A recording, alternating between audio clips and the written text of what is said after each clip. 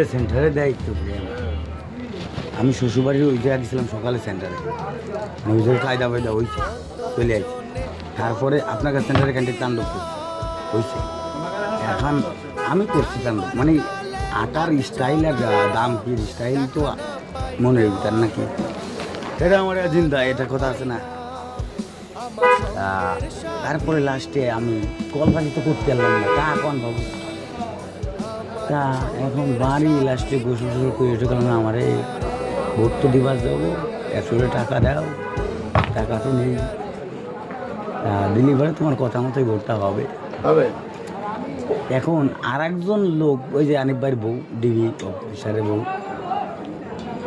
সে কথা কি আজকে তো কিছু খাওয়াতে হবে না আমাকে ডাক্তার ভাই, আমি বলছি কি আমি ভোটটা আজকে বিক্রিই হবে আমার, তাছাড়া পাঠিয়ে দেবো না।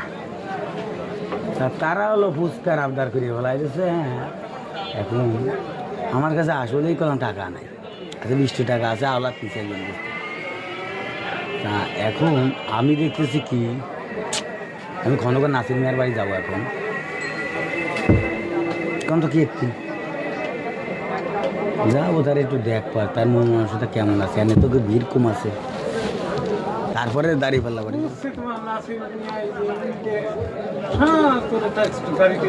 আমি তো গেলাম। আসসালামু আলাইকুম।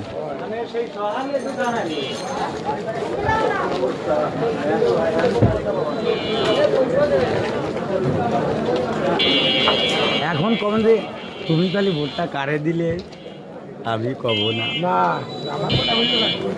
ওই যে ইয়ে পাওয়ার দরকার, কারণ আমি ডাক্তার তো সবাই জন্যই সমান।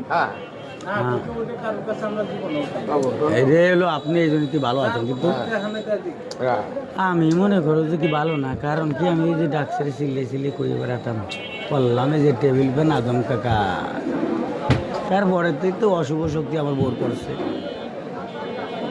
150টা গেঞ্জি কিনে দিয়েছিলাম রে আদম কাকা। হ্যাঁ অশুভ শক্তিকে দূর করছে।